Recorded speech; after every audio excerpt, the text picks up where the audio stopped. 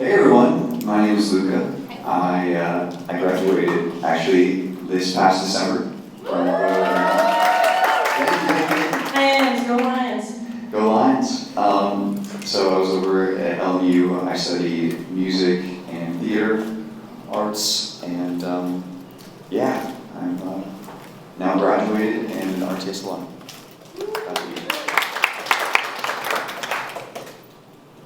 Pass the mic. Hello everyone, my name is Tracy Span, and I joined RTS in summer of 2022. Whoa. And I go to Cal State University Northridge. And I live on campus as of now, and I'm a health administration major. Yeah, thank you. Hi everyone, my name's Abby. I'm currently a senior now at UCLA, majoring in anthropology. Go Bruins, go Bruins. Majoring in anthropology and political science, so feel free to ask me about either of those things. And I'm actually the most recent RTS class, so I was in your shoes just a year ago, so yeah. Hi everyone, my name is Anthony. I just graduated from USC this last year. And let's see, I joined RTS just as well, like exactly a year ago. I was at Camp Ready and in your shoes. So it's a full circle moment for me. And then my major was cognitive science, and I had 2 minors in communications and Chinese. So feel free to ask me anything. I'm open to questions. All right. So our first question is, what impact has RTS had on you? Okay, I guess I can start. So, I guess the question is, what impact hasn't RTS had on me? Whether it be career or academic or just personal, RTS has been there for me every step of the way. As most recently, I got a job at the Pritzker Foundation, which is pretty intense, my first mini big girl job, and literally through every step of the way, like from when I first demonstrated interest about getting a summer internship to Jasmine, my advisor, shout out. I was just like, I want to work, I want to do nonprofit, child welfare related work, and so Jasmine's like, let me get you connected. So she, Natalie, my opportunities advisor, she then proceeded to make those connections for me and did some mock interviews with me, and then someone told Lucy, I don't even know how Lucy found out, the tight community that there is, and then she's like, I know exactly what's going on, let's meet, let me tell you. And so, as I can say, that's how I got the internship that I have now, but in every single aspect of my life, RTS has been there, so. Anyone else? I'll go. So when I first started talking about careers with RTS, my idea of my dream job was, I'm gonna go get me a government job at any of the local hospitals. I'm just gonna go get paid. And that was my thing. I just wanna work at a county hospital, get my $100,000 a year, and that's that, right? But after I said this so many times in so many workshops, a mass email came out to health majors, and it was like, okay, Cedars is having we're partnering with Cedars, and if you're interested, join us. But I've been to other hospitals, but I have never been to any hospital like Cedars-Sinai Medical Center, right? So I'm like, okay, we're partnering over there, totally different from government job. And I partnered with Cedars, and I was with Cedars. I still am with Cedars, but I did one program, community outreach with Cedars for a whole year. And I would get so frustrated because I applied to any position I came on the web. And it's just like, nope, not until you graduate. My internship, I had an expert at Cedars. They helped me actually get my internship hours. But nope, not until you graduate. We're not giving you a job. Nope, not until you graduate, right? But after going through so many no's from Cedars, I went and cried to my professors. And I said, well, I'm at Cedars. I don't want to go anywhere else, but I want a job. I want money. So I went and I got this job, and I am an actual community outreach specialist with a medical group, which I do not like, but I could not wait to get back after I got the job and staple my business card to my volunteer slip on Cedars. Like, you guys helped me get this. After I graduate, I want to be here. I don't want to be there. And it was just so like that. That is my baby. Like, we became so close. I volunteered on the 8th floor in neurology and spine, and that's what I do when I'm there. But when I'm out in the community, it was totally different. And so I would cry to them, I would call them and be late and stay early, wouldn't go home, and it was just like my second home. And so it made me feel that even me can be in a place like Cedars with the top-notch technology and the piano in the middle of the room and all of this ambiance that makes you feel like did I just die? Like, I came here to get better or treated, but it's just like an angel. Like, you feel like you're in heaven if you believe in that type of thing. So to let me know that you just don't have to be stuck at a government job just to be there, and come to find out they're a not-for-profit. So I can actually be working there and giving back to the community in a way that I was not even paying attention to. So that was a real big impact because I have bragging rights. I have gated access to Cedars. My badge opens doors at Cedars that other volunteers don't open. So I have some little perks that I can talk to my peers about, and it just feels so good to know that I come from my mother being passed away and growing up in the system to being like, girl, I have to go to Cedars in the morning. So it's really big to me.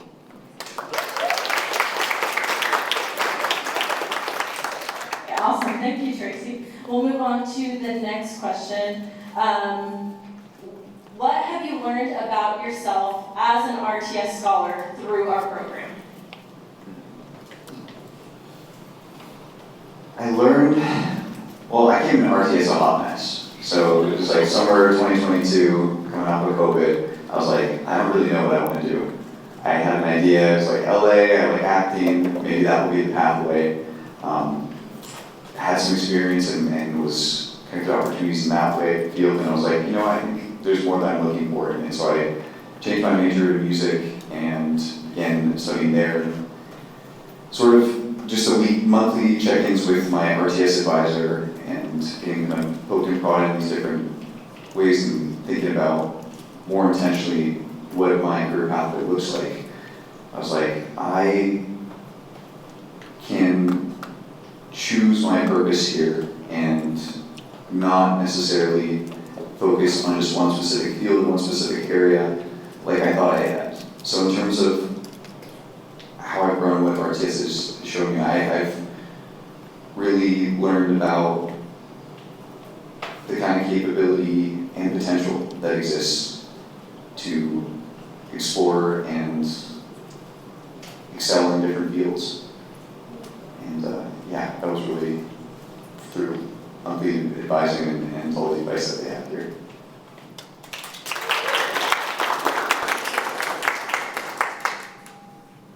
I would say the biggest thing that RTS taught me about myself was I deserve to be here.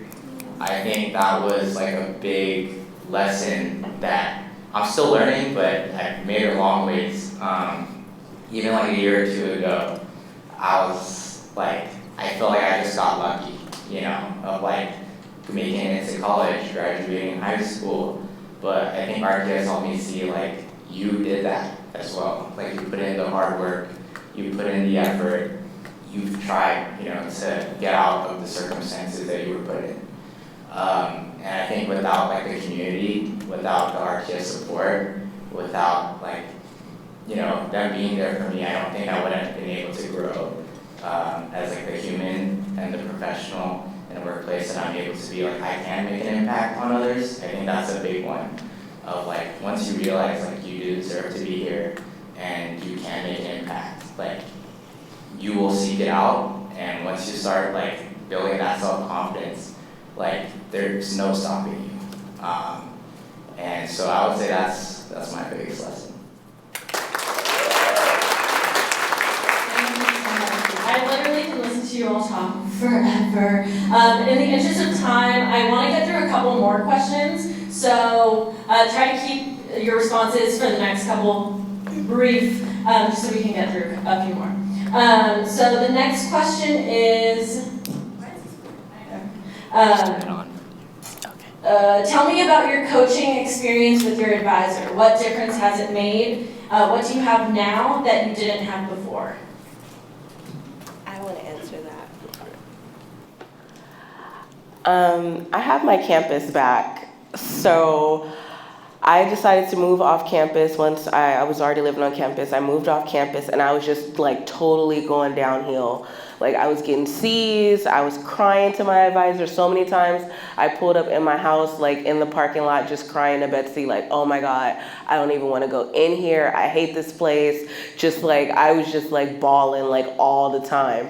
And then I cried my way right on back to CSUN, and the things have changed. I've gotten 2 jobs. I work one on campus, one with the community outreach. I'm still with Cedars. I'm still a part of RTS. It put me back in the momentum that I had before I left campus. Everybody's different, but I thrive better when I'm under the pressure, under the gun. And so being here and seeing my campus every day makes me feel like I can't fail. I can't wake up and get a C or a D or what have you, because I'm on campus. Like, what type of student would I be for me personally? So it brought me back my momentum after I cried to Betsy so many times, and we figured out a way to get me back on campus.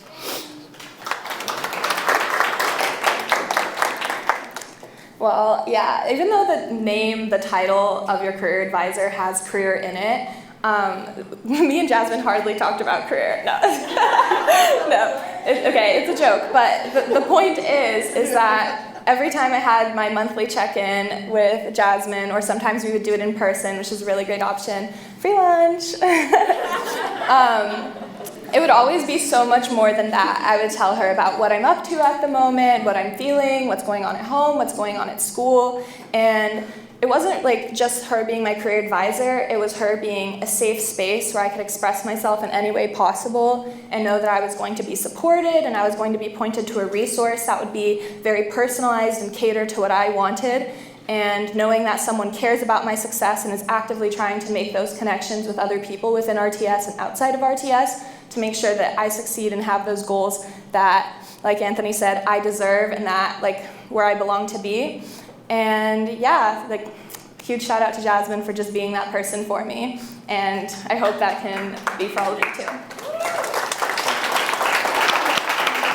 I just want to add quickly to professional competency. Like, I totally had virtually no skills going in, career advice, like how do you show up to an interview and really hit the points, and really just through repetition, and shout out Betsy, really just kind of helping guide you along the path and making sure that when you're in positions or places where there's an opportunity for you to really pursue something you're passionate about, that there's a way to do that and feel confident. And so over time, that's really something that you can find here and build here. Yeah, who is going to be up there? This is not a paid sponsorship now. Well, scholarship. We asked that question just for all of us to get compliments, so thank you. What is something you wish you knew about this program sooner? What I wish I knew about this program sooner was that I needed to be on my campus when I first started this program. Because at first I was like, oh my God, I just want to really get the money and do what I want to do. This is true story. And then they're like, resume and this and that. And I would do it at first. And I'm like, geesh, all of this to get the scholarship? Gosh, right? And then it was like, okay, wait a minute, snap out of it. Do you actually want to be somebody? Do you want to actually be a professional? Because they're asking you these things for a reason, because nobody has done that so far, and you've made it this far in schooling. So then I started to take it seriously, and it was like, okay, so I'm gonna do it again, and I'm gonna do it again, and then we're gonna do a cover letter, and then we're gonna talk about that, and if you want a mock interview with me, let's mock interview. And it was just like, I kind of felt like I would have received it better if I would have been in my momentum of already being that professional, but I wasn't, so it took me a little time to warm up to it, to the fact that I had to go chase my momentum. Like, I need to go back to campus because I have too much connections, too much support, too much backing to just let this go. So that's what I just wish I would have had that at the beginning, as I was warming up.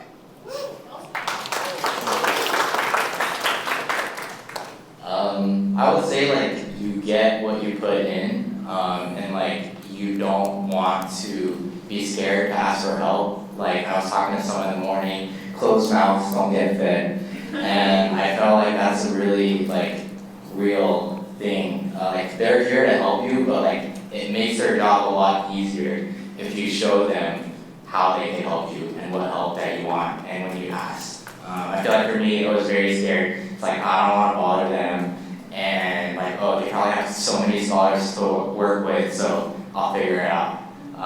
But they shouted out there. So I want to shout out mine, Jackie and Lucy in the back. I work with those two. As you can see, we all love our advisors, so they're all pretty good.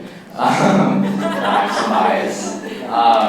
But yeah, I would say, like, as I started asking more questions, I realized, like, man, they really do want to help me. It's not just like a job for them. Like, this is what they love to do. And I remember I was like stressed because I got charged for a $2,000 pickleball class, and USC is expensive. And I was stressed. I called Jackie, and she like helped me calm it through. Thankfully, it worked out in the end. I signed a bunch of petitions. It took weeks. I had to get a signed thing, but yeah, I just feel like I knew, like, whenever I was going through these situations, I had people to back me up. And with Lucy, I was able to land 2 internships in the spring and currently in the summer, just for asking for help. And yeah, so I think all these things can happen, but I just encourage you to, put in the work, because your phase is they'll help you make yourself as, like, best put together as possible. And I feel like with you guys' stories too, it's like, and you show that work ethic, you could go far. So. I'm crying in the club right now. These are such good answers.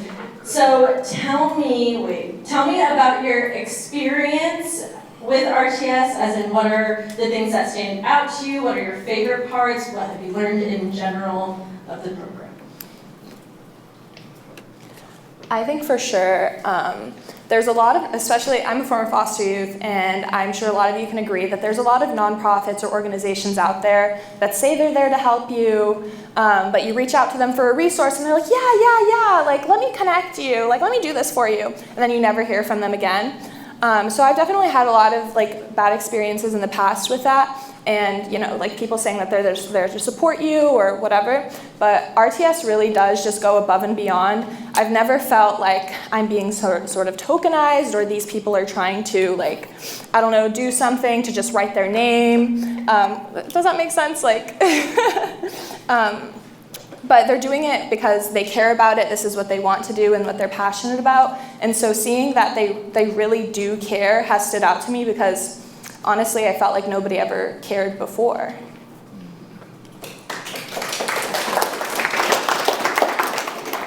Okay, I'm about to say something really real.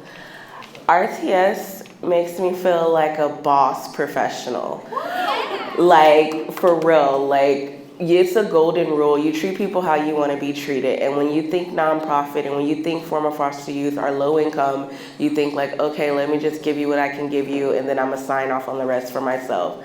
When we go places, or if it's an event or a function, there's valet, people are in suits, people have their best dress on, like, you know, like this is about hair day, but usually it's like a dress to impress, and it's like, okay, we're going to have lunch here, we're going over here, here's your valet, here's where this is, like, I've never heard of this, like, and it makes you feel like, okay, I'm not just at the bottom, because you are who you hang around. So if these are the people that we're going out with, or even for the holidays, like, meet us over here at the big tree at the Grove. Like, I'm gonna leave Cedars and here I come. Like, you know what I mean? And it's like, because I don't have any friends anymore because I'm doing my thing. So it's like, okay, but if these are places I would not have went on my own, or even like really thought that I belonged. And it's like, okay, we're here, we're waiting for you. Where are you at? Where's your ticket? Like, where's your car? Where'd you park? Like, let me come make sure you're parking. Oh, we're down here, downtown.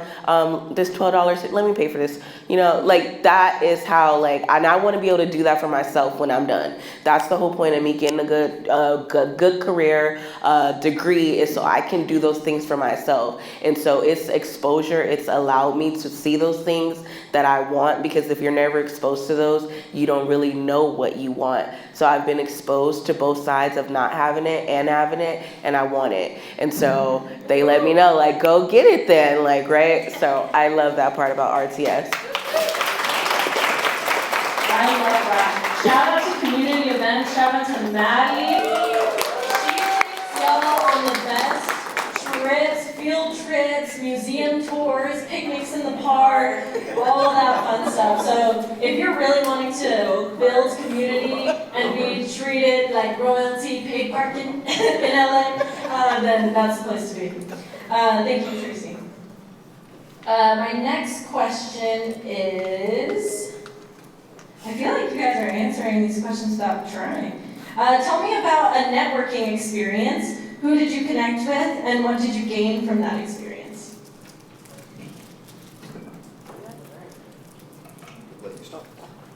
Yeah, I mean, I mentioned it in my first answer, but I asked for a job for the summer, and RTS connected me with 2 jobs. So I worked really hard with the team to get my job at Pritzker, and that was absolutely so intense. 3 rounds meeting with these suited professionals that were big and snazzy in their suits, and I stood my ground and I was there. And while I was looking for that, I also mentioned I wanted to do something for this entire summer duration, and again, not child welfare related nonprofit. So they told me about the Impact Fellowship, which I'm sure you guys will hear tons about. But the Impact Fellowship basically connects you to one of the nonprofits that they're partnered with, and I really wanted to work for NICL, the National Center for Youth Law. And so, Yadilena, shout out, and a bunch of other people, let's get you connected, let's get you in the program. I interviewed, and I just started. I had my first week last week, and I can tell you, this already feels like a place that I'd want to work at in the future. I feel so happy and connected, and yeah, I'm set up. I will have a job. I have a job. I'm employed.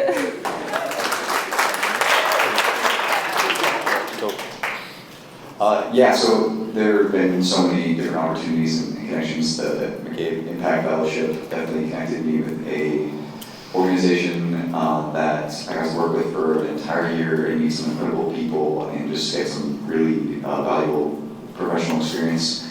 And then going on from that too, even within the RTS Alumni network, I recently got in contact with someone during our December event, and they had a job in a project at the Department of Mental Health. It was the Youth Opioid Response Project, and so we're kind of designing and developing this project, and I was brought on and just getting up to date and learning all these incredible things about this field in mental health that I'm really passionate about, and that just wouldn't have happened without RTS kind of back in creating those spaces and opportunities. Thank you so much. Okay, that is it for the scholar panel. I got carried away, and that was way too many questions.